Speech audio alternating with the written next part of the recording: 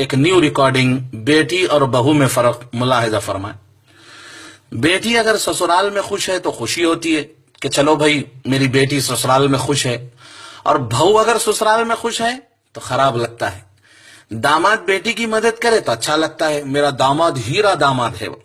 بیٹا بہو کی مدد کرے تو جورو کا غلام ہو گیا، کمینہ ماٹھی ملا۔ بیٹی اگر بیمار ہو جائے تو دکھ ہوتا ہے، بہو اگر بیمار ہو جائے تو بہانے تلاش کر رہی، کام چور کہیں کی۔ بیٹی اگر کمزور ہو جائے تو سسرال والوں کی وجہ سے، ارے سسرال والے بہت ظلم کر رہے، میری بیٹی کمزور ہو گئی۔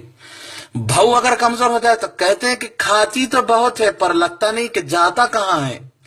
بیٹی کو سسرال میں اکیلے کام کرنا پڑے تو خراب لگتا ہے کہ میری بیٹی اکیلے کام کر رہی، تھک جا رہی وغیرہ وغیرہ۔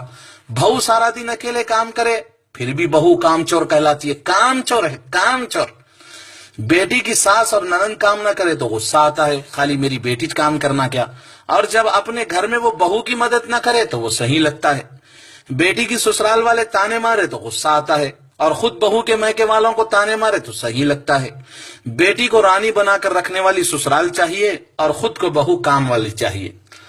رشتوں کی خوبصورتی ایک دوسرے کو برداشت کرنے میں ہے، بے عیب انسان تلاش کرو گے تو اکیلے رہ جاؤ گے۔ لوگ یہ کیوں بھول جاتے ہیں کہ بہو بھی کسی کی بیٹی ہے، وہ بھی تو اپنے والدین، بھائی بہن، اپنا گھر بار سب کچھ چھوڑ کر آپ کے ساتھ ایک نئی زندگی کی شروعات کرتی ہے۔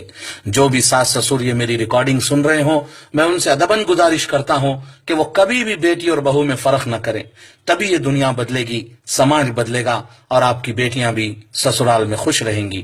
والسلام ورحمۃ اللہ۔